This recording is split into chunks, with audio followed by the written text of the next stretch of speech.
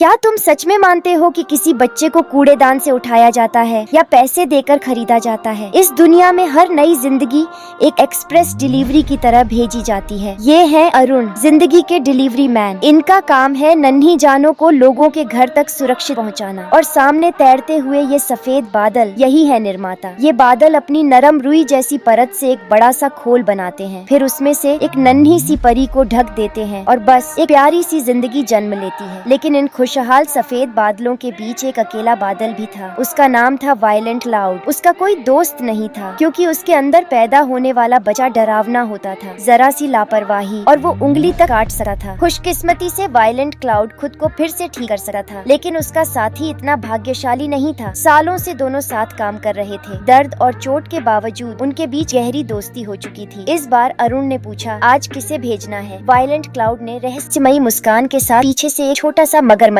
निकाला। अरुण डर गया, लेकिन उसने हिम्मत बांधी, सिर कसकर पकड़ा और पैकेज तैयार किया। जब वो वापस लौटा, उसका पूरा शरीर घावों और सूजन से भरा था। वायलेंट क्लाउड ने उसके सिर पर हाथ फेरा और उसे दिलासा दिया। फिर उसने अगला बच्चा दिखाया। अरुण पीछे हट गया। इस बार एक छोटा सा पहाड़ी बकरा था। दूसरे बादलों के प्यारे, नरम और मासूम बच्चों को देखकर उसके मन में हल्की सी जलन हुई, लेकिन दोस्त को दुखी न करने के लिए उसने फिर पैकेज उठाया और उड़ गया। जब वो लौटा, उसकी नाक साफ थी, लेकिन चेहरा सूझा हुआ। वायलेंट क्लाउड ने एक मेमने जैसा बादल बनाया। अरुण खुश होने ही वाला था, तभी वायलेंट क्लाउड ने थैले में एक कांटेदार स्याही डाल दिया। इस बार अरुण को बहुत सावधानी से पैकेज बनाना पड़ा और भी ज्यादा संभल कर उड़ना पड़ा। वो वापस आया तो उसके सिर में कांटे ही कांटे थे। वायलेंट क्लाउड ने बड़े प्यार से कांटे निकाले, लेकिन गलती से उसे गंजा बना दिया। वायलेंट क्लाउड को बहुत अफसोस हुआ। उसने तुरंत एक नया काम निकाल कर उसे खुश करने की कोशिश की, लेकिन इस बार अरुण शांत था। वो बिना कुछ कहे मुड़ा और दूसरे बादल की ओर उड़ गया। वायलेंट क्लाउड उदास हो गया। उसके नीचे का आसमान गरजने लगा। तभी उसने देखा, दूसरा बादल अरुण को एक थैला दे रहा था। वो दर्द में था, लेकिन उस थैले में एक हल्का सा पंख तैर रहा था। वो खुद अरुण था। वो उसे छोड़कर नहीं गया था, वो बस उसके साथ रहने का तरीका ढूंढ रहा था। उसने अपने लिए एक मजबूत कवच और एक सेफ्टी हेलमेट मांगा। वायलेंट क्लाउड की आंखें चमक उठी। वो खुशी से मुस्कुराया और अरुण को गले लगा लिया। अरुण ने हाथ हिलाया। वायलेंट क्लाउड ने तुरंत नया बादल बनाया, लेकिन इस बार वो जैसे छोटा सा पावर बैंक बन गया था। लगा है अरुण का कवच अब बेकार नहीं जाएगा, क्योंकि हर सच्ची दोस्ती को मंजिल तक पहुँचने के लिए हजारों मोड़ों से गुजरना पड़ता है। चोट लगी है, दर्द होता है, लेकिन अगर प्यार सच्चा हो तो साथ कभी नहीं छूटता।